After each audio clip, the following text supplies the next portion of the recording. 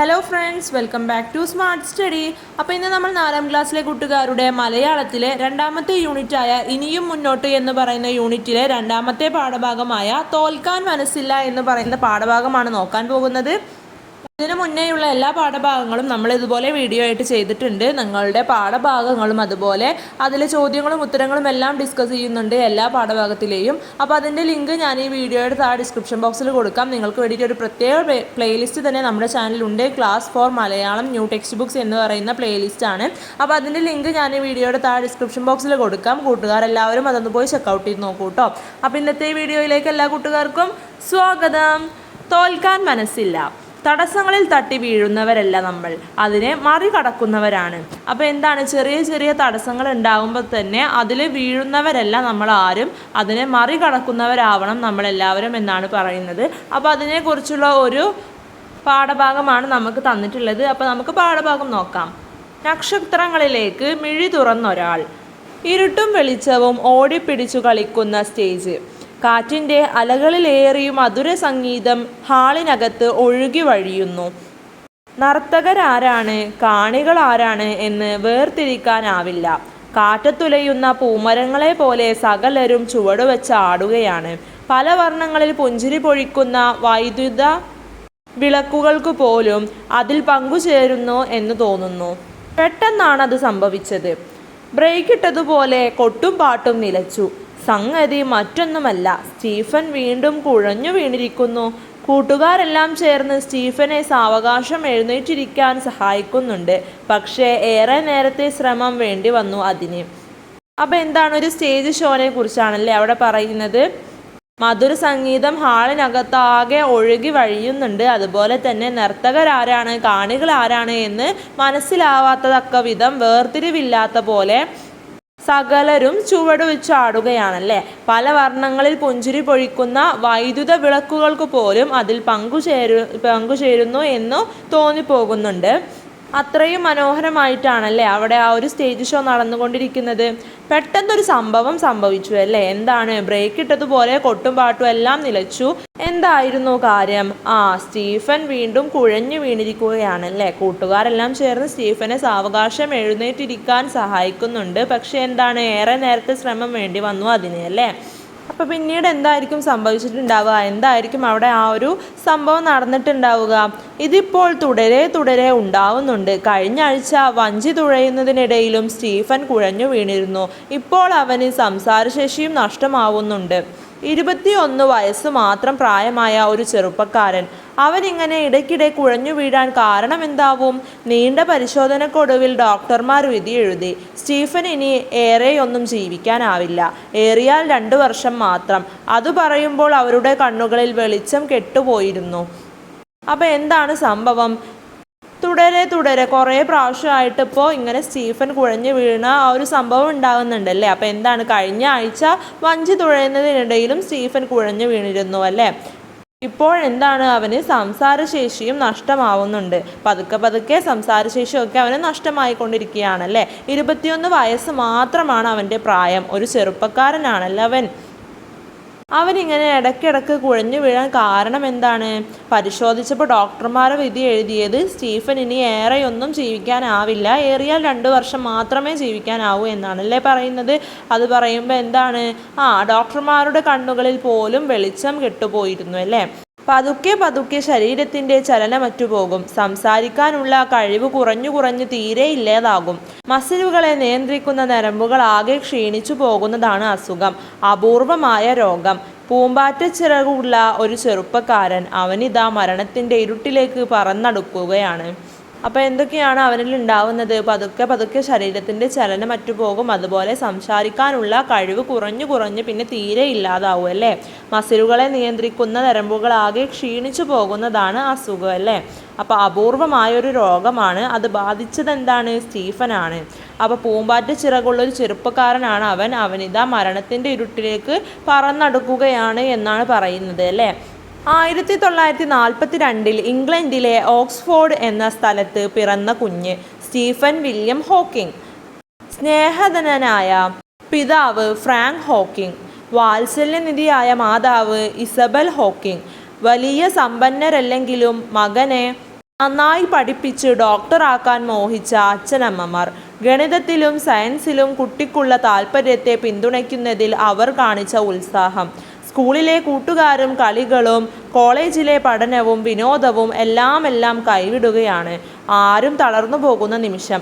എന്നാൽ സ്റ്റീഫൻ തളർന്നില്ല. 8ാം ക്ലാസ്സിൽ പാഠങ്ങൾ പോലും നന്നായി വായിക്കാൻ കഴിയാതിരുന്ന അവൻ സ്വന്തം പരിശ്രമം കൊണ്ട് കോളേജ് പഠനം വരെ മുന്നേറി വന്നതാണ്.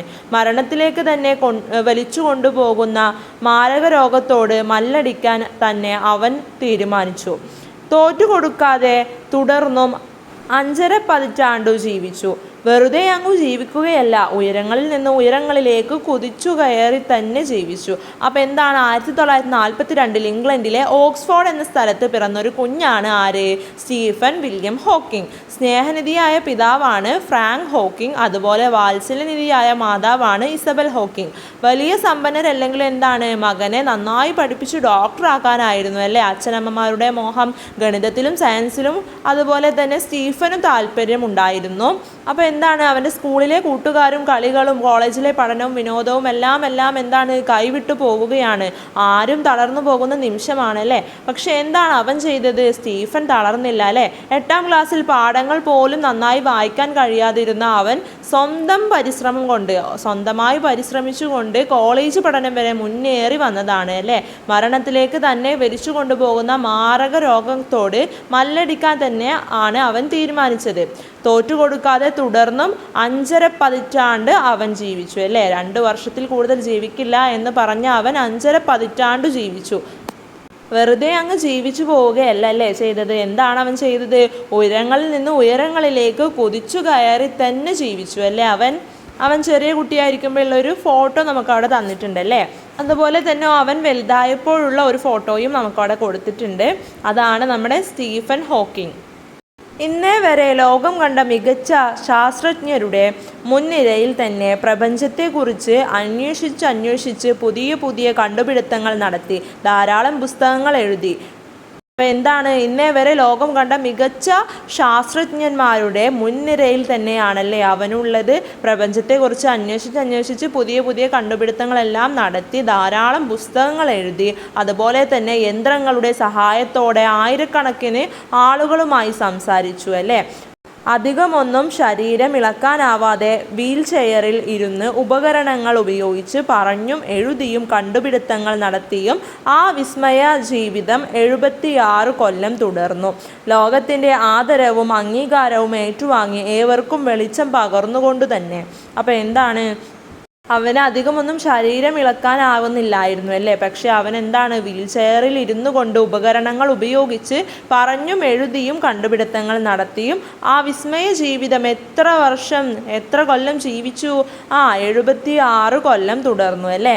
ലോകത്തിൻ്റെ ആദരവും അംഗീകാരവും ഏറ്റുവാങ്ങി അതുപോലെ തന്നെ ഏവർക്കും വെളിച്ചം പകർന്നുകൊണ്ടു തന്നെ ഇരുന്നു അല്ലേ അവൻ. 2018 മാർച്ച് 14 മരണം അദ്ദേഹത്തെ കീഴ്പ്പെടുത്തും മുമ്പേ അദ്ദേഹം മരണത്തെ തോൽപ്പിച്ചു കഴിഞ്ഞിരുന്നു. അപ്പോൾ എന്താണ്, 2018 മാർച്ച് 14 അദ്ദേഹം മരിച്ചത്. പക്ഷേ എന്താണ്, മരണം കീഴ്പ്പെടുത്തും മുമ്പേ തന്നെ അദ്ദേഹം മരണത്തെ തോൽപ്പിച്ചു കഴിഞ്ഞിരുന്നു അല്ലേ. ഒന്നും ഒറ്റയ്ക്കായിരുന്നില്ല. എന്തിനും ഏതിനും അച്ഛനമ്മമാർ ഒപ്പം നിന്നു. കോളേജ് പഠനകാലത്തെ കൂട്ടുകാരിയായ ജെയിൻ വൈൽഡ് മാറാരോഗമുണ്ടെന്നറിഞ്ഞിട്ടും ജീവിത പങ്കാളിയായി കൂടെ നിന്നു. അവരുടെ കൂട്ടുജീവിതത്തിൽ പിറന്ന 3 മക്കൾ, അവരടക്കം അനേകരുടെ കനിവും കരുതലുമാണ് തന്നെ ജീവിതത്തിൽ പിടിച്ചു നിർത്തിയത് എന്ന് അദ്ദേഹം ഓർത്തെടുക്കാറുണ്ടായിരുന്നു. അപ്പോൾ എന്താണ്, ഒന്നും ഒറ്റയ്ക്കായിരുന്നില്ല അല്ലേ. എന്തിനും ഏതിനും അച്ഛനമ്മമാർ ഒപ്പം നിന്നു. അതുപോലെ തന്നെ കോളേജ് പഠനകാലത്തെ കൂട്ടുകാരിയായ ജെയിൻ വൈൽഡ് തൻ്റെ രോഗം തിരിച്ചറിഞ്ഞിട്ടും ജീവിത പങ്കാളിയായി കൂടെ നിന്നു അല്ലേ. അവരുടെ കൂട്ടുജീവിതത്തിൽ പിറന്ന 3 മക്കളാണ്, അവരടക്കം അനേകരുടെ കനിവും കരുതലുമാണ് തൻ്റെ ജീവിതത്തിൽ പിടിച്ചു നിർത്തിയത് എന്ന് അദ്ദേഹം എപ്പോഴും ഓർത്തെടുക്കാറുണ്ടായിരുന്നു അല്ലേ. അപ്പോൾ എന്താണ്, അദ്ദേഹത്തിൻ്റെ അച്ഛനമ്മമാരും അദ്ദേഹത്തിൻ്റെ ജീവിത പങ്കാളിയും അദ്ദേഹത്തിൻ്റെ മക്കളുമായിരുന്നു അദ്ദേഹത്തെ ഈ ഒരു ജീവിതത്തിൽ കനിവും കരുതലും തന്ന് മുന്നോട്ട് പിടിച്ചു നിർത്തിയത് അല്ലേ. നാം എല്ലാം വ്യത്യസ്തരാണ്, പക്ഷേ നാം എല്ലാം മനുഷ്യരാണ്. അദ്ദേഹത്തിൻ്റെ ഈ വാക്യം സ്വന്തം ജീവിതത്തിൽ നിന്നു തന്നെ മുളച്ചു വന്നതാവും. മരണത്തിൻ്റെ മണം പരത്തുന്ന രോഗത്തെ പഠനത്തിൽ ആണ്ടുമുങ്ങിയാണ് അദ്ദേഹം മറികടന്നത്. പഠിക്കുക, ഇനിയും പഠിക്കുക, ഇനിയും ഇനിയും ആഴത്തിൽ പഠിക്കുക, അതായിരുന്നു അദ്ദേഹം സഞ്ചരിച്ച വഴി. സ്വന്തം കാൽ ചുവട്ടിൽ ഒതുങ്ങാതെ നക്ഷത്രങ്ങളിലേക്ക് മിഴിയുയർത്തുക. ജീവിതം കൊണ്ട് സ്റ്റീഫൻ ഹോക്കിംഗ് അതാണ് നമ്മെ പഠിപ്പിക്കുന്നത്. അപ്പോൾ എന്താണ് അദ്ദേഹത്തിൻ്റെ ജീവിതം കൊണ്ട് അദ്ദേഹം നമ്മെ പഠിപ്പിക്കുന്നത്? എന്താണ്? സ്വന്തം കാൽ ചുവട്ടിൽ ഒതുങ്ങാതെ നക്ഷത്രങ്ങളിലേക്ക് മിഴിയുയർത്തുക. അതായത് നമ്മൾ വിചാരിക്കും നമുക്ക് ചിലപ്പോൾ അത് സാധിക്കില്ല, നമ്മളെ കൊണ്ട് പറ്റില്ല എന്നൊക്കെ. പക്ഷേ നമ്മൾ ഒരിക്കലും അങ്ങനെ ചിന്തിക്കാതെ ഈ ഒരു കാര്യവും നമ്മളെ കൊണ്ട് പറ്റും, ഇനിയുള്ള കാര്യവും നമ്മളെ കൊണ്ട് പറ്റും എന്നുള്ള രീതിയിൽ നമ്മൾ എല്ലാ കാര്യങ്ങളും നമ്മൾ എത്തിപ്പിടിക്കുക. ഒരുപാട് തടസ്സങ്ങൾ ജീവിതത്തിൽ ഉണ്ടായിട്ടും അദ്ദേഹം ഇത്രയും വളർന്നുവെങ്കിൽ നമുക്ക് എന്തൊക്കെ ചെയ്യാൻ സാധിക്കും? അദ്ദേഹത്തിൻ്റെ ഏത് വാക്യങ്ങളാണ് സ്വന്തം ജീവിതത്തിൽ നിന്ന് തന്നെ മുളച്ചു വന്നത്? നാം എല്ലാം വ്യത്യസ്തരാണ്, പക്ഷെ നാം എല്ലാം മനുഷ്യരാണ്. നാം എല്ലാവരും വ്യത്യസ്തരായ മനുഷ്യരാണല്ലേ. ചിലവർക്ക് ചില കഴിവുകൾ ഉണ്ടാവും, ചിലവർക്ക് വേറെ കഴിവുകളായിരിക്കും. പക്ഷെ എന്താണ്, നമ്മളെല്ലാവരും ആരാണ്? മനുഷ്യരാണ് അല്ലേ. അദ്ദേഹം സഞ്ചരിച്ച വഴി എന്താണ്? പഠിക്കുക, ഇനിയും പഠിക്കുക, ഇനിയും ഇനിയും ആഴത്തിൽ പഠിക്കുക.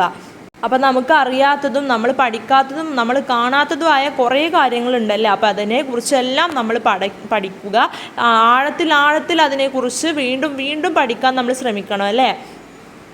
അപ്പോൾ അതായിരുന്നു അദ്ദേഹത്തിൻ്റെ ജീവിതത്തിൽ സഞ്ചരിച്ചിരുന്ന വഴി. ഒരിക്കലും നമ്മൾ വിചാരിച്ചാൽ ചെയ്യാൻ പറ്റാത്തതോ അല്ലെങ്കിൽ നമ്മളെ കൊണ്ട് സാധിക്കാത്തതോ ആയിട്ടുള്ള ഒരു കാര്യങ്ങളും ഇന്ന് ഈ ലോകത്തില്ല അല്ലേ. എല്ലാ കാര്യങ്ങൾക്കും നമ്മളെ തന്നെ വിശ്വസിച്ചിട്ട് നമ്മളായി തന്നെ മുന്നിട്ട് ഇറങ്ങിയിട്ട് അത് നേടിയെടുക്കാനുള്ളൊരു മനസാക്ഷിയാണ് നമുക്ക് വേണ്ടത്. അപ്പോൾ അതിനെക്കുറിച്ചെല്ലാമാണ് ഈ ഒരു പാഠഭാഗത്ത് നമുക്ക് പറഞ്ഞു തരുന്നത്.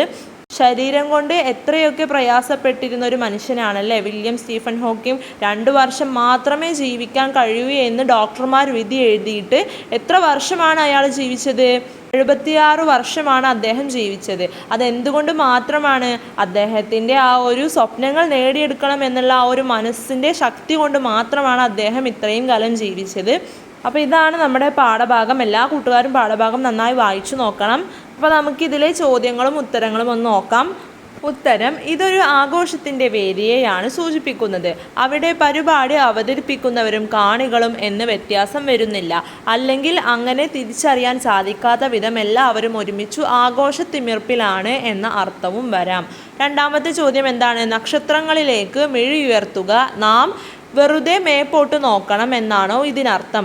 ഇത്തരത്തിലുള്ള പ്രയോഗങ്ങൾ സ്വയം രൂപപ്പെടുത്തൂ, സ്വന്തം രചനകളിൽ പ്രയോഗിക്കൂ.